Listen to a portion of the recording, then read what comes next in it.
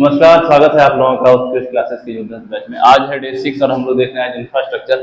Infrastructure क्या है कि किसी भी देश को डेवलप करने के लिए इकोनॉमिकली और सोशली इसको इंफ्रास्ट्रक्चर चाहिए होगा। जैसे कि अगर मान लो हरित क्रांति जो हुआ था उसमें इरिगेशन सिस्टम बेस्ट था पंजाब, हरियाणा, इन सब जगहों का, तो क्या हुआ वो लोग आगे डेवलप किए। तो किसी भी डेवलपमेंट करने के लिए, इकोनॉमिकली डेवलपमेंट करने के लिए या सोशली डेवलपमेंट करने के लिए इंफ्रास्ट्रक्चर का होना बहुत जरूरी है। तो इंफ्रास्ट्रक्चर क्या है? एक सपोर्टिंग सिस्टम है।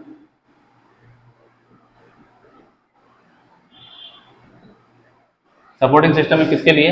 जो हम लोग का मेन एक्टिविटी होता है, जो मेन एक्टिविटी है लाइक एग्रीकल्चर या इंडस्ट्री इन सबको सपोर्ट करने के लिए इंफ्रास्ट्रक्चर होता है। ठीक है, तो वो सपोर्टिंग सिस्टम क्या कहलाता है? इंफ्रास्ट्रक्चर। इंफ्रास्ट्रक्चर क्या हो सकता है? फिजिकल सिस्टम या पब्लिक सर्विस या फिर एंड सोशल इंफ्रास्ट्रक्चर। ये क्या होता है? सपोर्टिंग सिस्टम होता है जो बेसिकली फिजिकल सिस्टम जैसे कि रोड, रेल, पब्लिक सर्विसेज जैसे कि रेलवे पोस्ट, रेलवे हो गया, पोस्ट हो गया, टेलीकम्युनिकेशन, ये सब चीजें। Social infrastructure, buildings, hospital, health, ये सब चीजें। ये क्या होता है? सपोर्टिंग सिस्टम होता है ताकि हमारा मेन जो एक्टिविटी है, मेन जो एग्रीकल्चर इंडस्ट्री है उसको सपोर्ट कर सके और हमारा देश आगे बढ़ सके। इसलिए इंफ्रास्ट्रक्चर का होना बहुत जरूरी है। जैसे सपोर्टिंग सर्विसेज क्या क्या हो सकते हैं? जैसे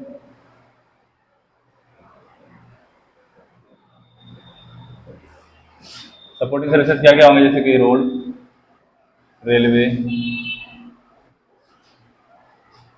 टेलीकम्युनिकेशन, एनर्जी, एनर्जी जैसे कि थर्मल पावर प्रोडक्शन। तो इस तरीके से बहुत सारे इसमें क्या हो सकते हैं हमारे सपोर्टिंग सर्विसेज, जैसे कि हेल्थ, हॉस्पिटल, एजुकेशन, स्कूल, सारी चीजें क्या है? इंफ्रास्ट्रक्चर है। और ये क्या है? सपोर्टिंग सर्विस तरह काम करता है। किसके लिए? जो मेन हमारा एक्टिविटी जैसे कि एग्रीकल्चर के लिए, इंडस्ट्री के लिए, डोमेस्टिक या ट्रेड करने के लिए, तो जो भी हमारा मेन मकसद है उसको सपोर्ट करता है ताकि हमारा देश जो है विकास कर सके। अभी हम लोग देखते हैं कि टाइप्स, इसके टाइप्स क्या क्या होता है। अब देखते हैं हम लोग इंफ्रास्ट्रक्चर। इंफ्रास्ट्रक्चर को दो क्लासिफिकेशन में कर सकते हैं, क्लासिफाई। यानी क्लासिफिकेशन 1 में क्या है? सॉफ्ट, हार्ड एंड क्रिटिकल चीजों को रखा गया है।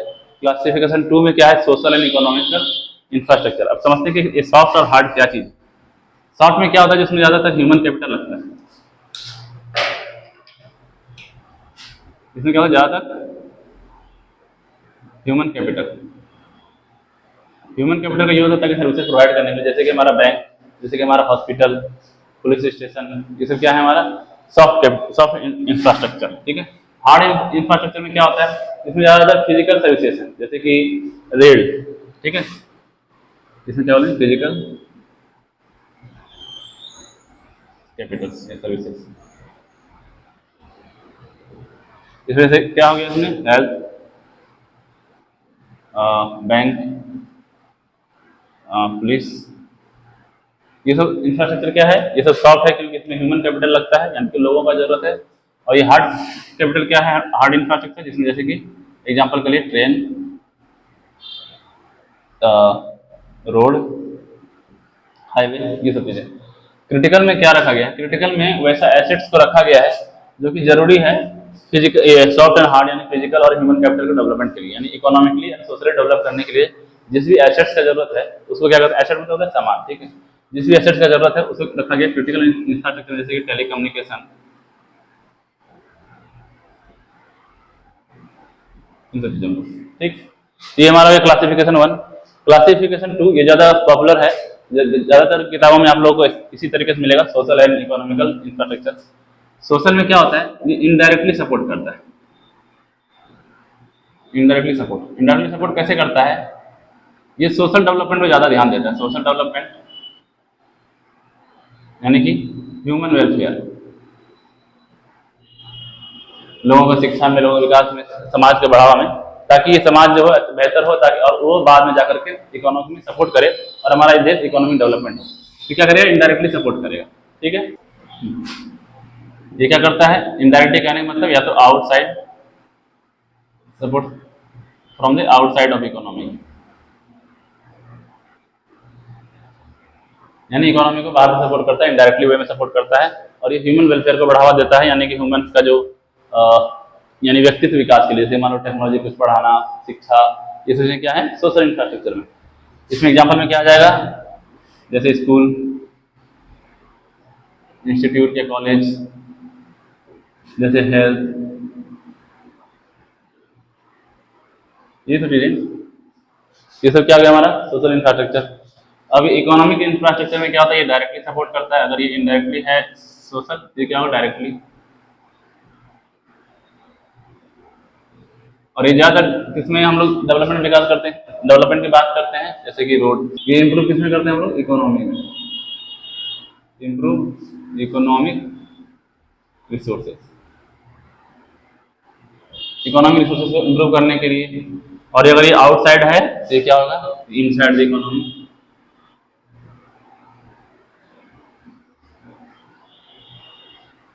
यानी जैसे कि रेल, रोड,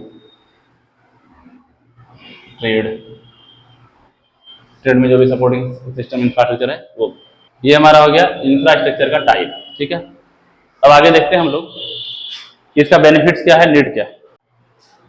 चलिए देखते हैं, बात करते हैं सिग्निफिकेंस के बारे में कि इंफ्रास्ट्रक्चर डेवलपमेंट इतना ध्यान देना क्यों जरूरी है किसी देश को, या डेवलपमेंट करने के लिए, इकोनॉमी डेवलपमेंट करने के लिए, सोशली डेवलप करने के लिए इंफ्रास्ट्रक्चर का क्या महत्व है। इंफ्रास्ट्रक्चर का सबसे पहला महत्व है प्रोडक्टिविटी। हम लोगों ने देखा कि सोशल इंफ्रास्ट्रक्चर और इकोनॉमिक इंफ्रास्ट्रक्चर दोनों क्या करते हैं, डायरेक्ट और इनडायरेक्ट क्या करता है, इकोनॉमिक डेवलपमेंट में मदद करता है। सोशली कैसे करता है, ह्यूमन कैपिटल को बढ़ा करके, ह्यूमन कैपिटल को इंप्रूव करके, और इकोनॉमिक कैसे करता है, डायरेक्ट करता है, जैसे कि फिजिकल एसेट्स को बढ़ा करके, इकोनॉमिक एसेट्स को, तो हमारा प्रोडक्टिविटी बढ़ाता है। अगला पॉइंट है क्वालिटी ऑफ लाइफ। अगर हमारे पास हेल्थ इंफ्रास्ट्रक्चर अच्छा होगा, हॉस्पिटल अच्छा होगा, इससे क्या होगा, हमारा हेल्थ सही रहेगा, और जो लाइफ का चांस है वो भी क्या होगा, बढ़ेगा। क्वालिटी ऑफ लाइफ भी बढ़ेगा एजुकेशन से, हेल्थ से, और साथ ही साथ क्या होगा, लाइफ का चांस है। अगला पॉइंट है वाटर सप्लाई। अगर इंफ्रास्ट्रक्चर सही हो, हर घर नल योजना जो था उससे क्या हुआ, इंफ्रास्ट्रक्चर की बदौलत ही हुआ, क्योंकि जो पानी का टंकी लगाते हैं, पाइप घर घर में पाइप पहुंचाते हैं, वो क्या है, इंफ्रास्ट्रक्चर यानी कि सपोर्ट ही कर रहा है। तो वाटर सप्लाई सैनिटेशन हर घर में। अगला है quality of life. Quality of life वैसे ही जो सेम चीज है, quality of life of workers. ये क्या है, quality of life of her एक आदमी का और वर्कर्स का। वर्कर्स का कैसे इंक्रीज होगा या इंप्रूवमेंट कैसे होगा, कि अगर कोई मान लो कोई फैक्ट्री है, वहाँ पे अगर मशीन लगा, वहाँ पे अगर सेफ्टी पर्पज से ध्यान दिया गया, उसका इंफ्रास्ट्रक्चर को मजबूत किया गया, उससे क्या होगा, वहाँ के वर्कर का जो क्वालिटी ऑफ लाइफ है, उसका जो वहाँ पे काम करने का तरीका है वो भी बढ़ेगा, और साथ साथ वो सेफ भी होगा, और इससे क्या होगा, हमारा इफिशियंसी उस फैक्ट्री का वो भी बढ़ने वाला है। ठीक, अगला है ट्रांसपोर्ट एंड कम्युनिकेशन। ट्रांसपोर्ट से कैसे, जैसे रोड, रेलवे, ये हम लोग को सुविधा देता है। रोड, रेलवे, अगर जहाँ रोड सही नहीं है, वहाँ पे इंफ्रास्ट्रक्चर नहीं है, जैसे हमारे बिहार में क्या है कि रोड ही नहीं है वैसा, जिससे क्या है, यहाँ पे इंफ्रास्ट्रक्चर नहीं है, डेवलपमेंट नहीं है, तो रोड का होना जरूरी है, रेलवे का होना जरूरी है, या फिर बैंक, टेलीकम्युनिकेशन वगैरह भी, ताकि हम लोग अपना प्रोडक्ट को सेल कर सके। तो इस तरीके से ये सिग्निफिकेंस है हमारे इंफ्रास्ट्रक्चर का, इंफ्रास्ट्रक्चर डेवलपमेंट क्यों होना चाहिए, और वो कैसे कैसे हमारे इकोनॉमिक डेवलपमेंट में, सोशल डेवलपमेंट में हमारे देश को हेल्प करता है। अब आगे देखते हैं, कि हमारे देश में क्या क्या चैलेंजेस है, कि क्यों क्या क्या दिक्कतें हैं जो कि हमारे देश को फेस करना पड़ा, यानी कि इंडिया को फेस करना पड़ा। अब देखते हैं कि चैलेंजेस, इंडिया में क्या क्या चैलेंजेस है जो कि इतना इंफ्रास्ट्रक्चर डेवलपमेंट नहीं हो पाया, इतना पीछे रह गए इंफ्रास्ट्रक्चर में। इसका दो मुख्य रीजन है। पहला तो अनइवन डिस्ट्रीब्यूशन, यानी कि बराबर सबको बराबर बांटा नहीं गया, कि सब जगह बराबर डेवलपमेंट हो, जैसे कि रूरल में डेवलपमेंट बराबर हो, यानी गाँव ग्रामीण क्षेत्रों में, शहरी में बराबर ऐसा नहीं है। और साथ ही साथ दूसरा है कि लो इन्वेस्टमेंट। लो इन्वेस्टमेंट में देखते हैं क्या है, मात्र 35% ऑफ बजट जो है वो इंफ्रास्ट्रक्चर के लिए आता है, जो कि चाइना एंड यूएसए से बहुत कम है, बहुत ज़्यादा कम है चाइना और यूएसए से। ये तो हमारा अगर लो इन्वेस्टमेंट। और दूसरा पॉइंट है कि अगर इन्वेस्टमेंट होता भी है, मतलब दिया भी जा रहा है, उसमें बजट से एलोकेट भी किया जा रहा है, तो उसमें भी अनइवन डिस्ट्रीब्यूशन। इसका मतलब है कि जो रूरल एरिया है, रूरल एरिया में डेवलपमेंट है ही नहीं, ना के बराबर है। और ज़्यादातर पॉपुलेशन जो है कहाँ होता है, रूरल एरिया में ही। ज़्यादातर लोग कहाँ रहते हैं, रूरल एरिया में। तो वहाँ पे क्या है, जैसे सपोज 85% लोग वो बायोफ्यूल पे डिपेंड होते हैं कुकिंग के लिए अभी भी। और 2011 का जो डेटा आया था, जो जनगणना हुआ था, उसके हिसाब से 2011 के हिसाब से जो अभी भी है, यानी कि 56% घरों में बस क्या है, इलेक्ट्रिसिटी है कनेक्शन। 43% लोग अभी भी केरोसिन का यूज करते हैं खाना बनाने के लिए, और 69% लोग अभी भी ओपन जगह जैसे कि वेल हो गया, कुआं हो गया, रिवर हो गया, इन सब जगहों से पानी अभी भी पीते हैं। तो इस तरीके का डेवलपमेंट है हमारे इंडिया में, जो कि रूरल में अलग और अर्बन एरिया में अलग है। अर्बन में बहुत कुछ खास नहीं है, लेकिन रूरल में जहाँ पे ज़्यादा लोग रहते हैं वहाँ का ये हालत है। ये सब चैलेंजेस है इंडिया में, जो इंडिया के डेवलपमेंट में, यानी कि इंफ्रास्ट्रक्चर डेवलपमेंट नहीं हो पा रहा है। तो ये था चैलेंजेस। अब आगे देखते हैं एक एक करके इंफ्रास्ट्रक्चर, जैसे कि एनर्जी इंफ्रास्ट्रक्चर, फिर रेलवे में, और फिर ऐसे कम्युनिकेशन में। तो एक एक पार्ट्स को देखते हैं। अब देखते हैं एनर्जी के बारे में। एनर्जी क्या है, तो एनर्जी हमको हर एक जगह चाहिए होता है, हाउस होल्ड यानी घर में भी खाना पकाने के लिए, एग्रीकल्चर में भी, जैसे इरीगेशन में भी, या पेस्टिसाइड फर्टिलाइजर जिस इंडस्ट्री में बन रहा है वहाँ इंडस्ट्री में भी चाहिए होगा। तो एनर्जी का यूज़ हमें हर जगह है, एग्रीकल्चर हो, इंडस्ट्री हो। और कहते हैं कि एनर्जी जो है वो आता कहाँ से, जिस जहाँ से सोर्स है उस सोर्स के अकॉर्डिंग इसको बांटा गया दो भागों में। एक होता है कन्वेंशनल और एक होता है नॉन कन्वेंशनल। कन्वेंशनल जैसे कि कॉमर्शियल, जैसे कि हम लोग जो पेट्रोलियम, कोल, ये सब है, ये सब क्या है, कॉमर्शियल चीज़ें। तो कन्वेंशनल एनर्जी को दो भागों में बांटते हैं, जैसे कि कॉमर्शियल और नॉन कॉमर्शियल। कॉमर्शियल में क्या यूज होता है, जैसे कि हमारा पेट्रोलियम हो गया, डीजल हो गया, ये सब जो चीज़ें कॉमर्शियल यूज हो जाएंगे, जैसे कि कुछ प्रोडक्ट सेल करने फैक्ट्री में यूज होता है। नॉन कॉमर्शियल यूज जैसे कि हाउस होल्ड में हम यूज करते हैं खाना बनाने के लिए, इस घर में जो यूज होता है वो होता है नॉन कॉमर्शियल यूज।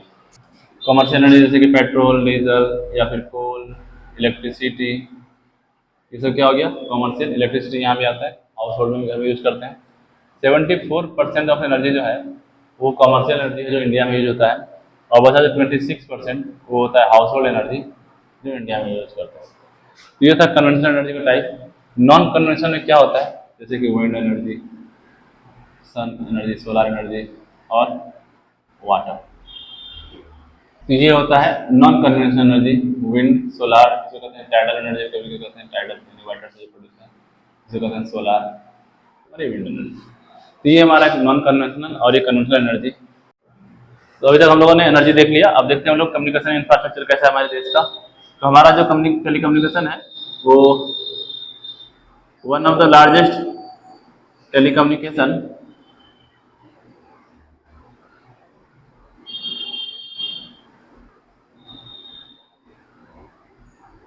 यानी one of the largest telecommunication network है हमारे देश का।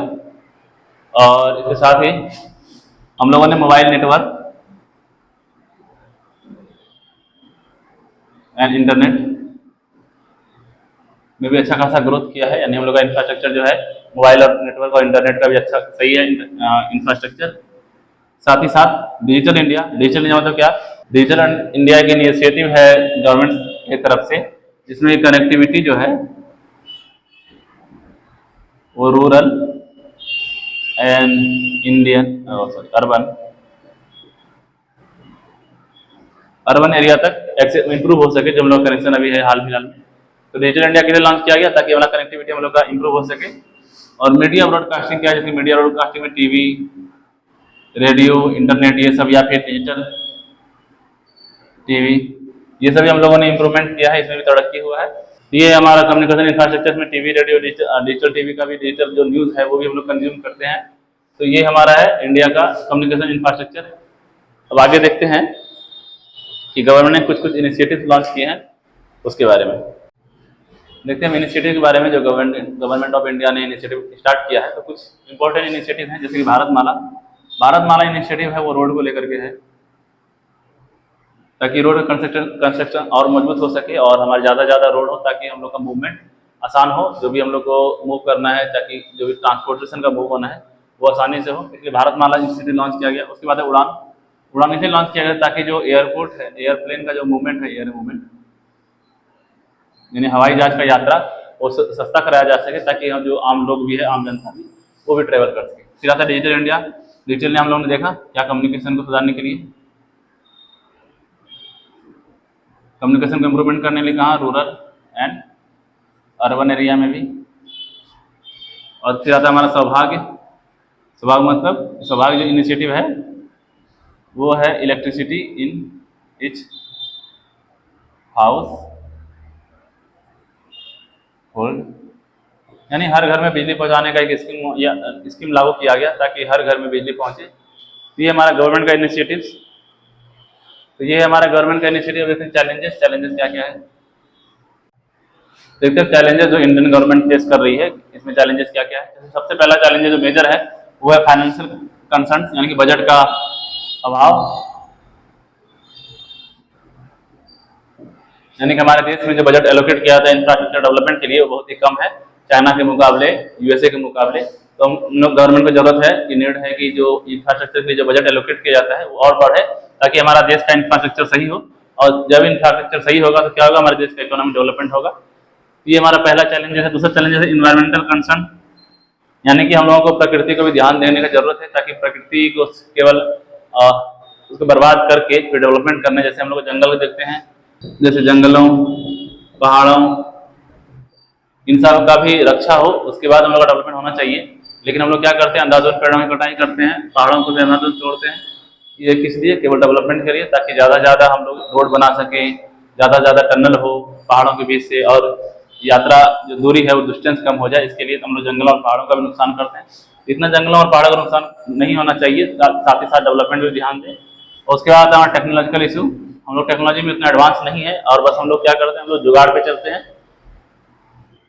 तो जुगाड़ पे चलने के बजाय हम लोग अपना पढ़ाई में, साइंटिफिक रिसर्च में ज़्यादा से ज़्यादा इन्वेस्टमेंट करें, ताकि हमारा टेक्नोलॉजी है वो एडवांस हो सके और हम लोग का इंफ्रास्ट्रक्चर सही से डेवलप हो सके। तो ये सब कुछ चैलेंजेस हैं इंडिया में। Environmental challenges, technical challenges. हमारे जैसे हमारा शिक्षा मंत्री वो होता है जो कभी यूनिवर्सिटी नहीं गया हो। हमारा स्वास्थ्य मंत्री वो होता है जिसको फर्स्ट एड के बारे में जानकारी नहीं है। ये सब इसलिए है ताकि गवर्नमेंट को ही आइडिया नहीं है कि हमारा इन्वायरमेंटल को कैसे प्रोटेक्ट करके भी हम लोग डेवलप कर सकते हैं और टेक्नोलॉजी में कैसे एडवांस हो सकते हैं। तो ये सब चैलेंजेस है हमारे इंडिया में। तो ये हमारा हुआ। इसका मतलब समझ में आया हमको कि जो इंफ्रास्ट्रक्चर है, इंफ्रास्ट्रक्चर जो है वो बैकबोन है इकोनॉमिक डेवलपमेंट के लिए। इकोनॉमिकली डेवलप करने के लिए इंफ्रास्ट्रक्चर जो बैकबोन की तरह काम करता है। जब तक इंफ्रास्ट्रक्चर सही नहीं होगा, सही डेवलप नहीं होगा, हम लोग इकोनॉमिकली डेवलप नहीं हो सकते हैं। और साथ ही साथ हमें ज़्यादा ध्यान देने की जरूरत किसमें है, जैसे टेली कम्युनिकेशन। सबसे पहले ज़्यादा ध्यान देने की क्या जरूरत है, जैसे ट्रांसपोर्ट, यानी रोड, एयरप्लेन, रेल। उसके बाद है हमारा एनर्जी, और फिर टेली कम्युनिकेशन। इन सब पे ध्यान देने की जरूरत है, ताकि हम लोग इंफ्रास्ट्रक्चर जब डेवलप हो तो हम लोग इकोनॉमिकली भी सही से डेवलप कर सकें और बाकी देशों के साथ कम्पीट कर सकें। और बस, तो ये है हमारा आज का लेक्चर, इंफ्रास्ट्रक्चर डेवलपमेंट। और आपका जो इंफ्रास्ट्रक्चर डेवलपमेंट जो भी क्वेश्चन आया होगा एग्जाम में, वो आपको टेलीग्राम लिंक पे मिल जाएगा। आप लोग कोशिश करेंगे उसको सॉल्व करने का, और फिर नेक्स्ट वीडियो हम उसको सॉल्व करेंगे और मिलते हैं एक नए टॉपिक के साथ। तब तक के लिए धन्यवाद।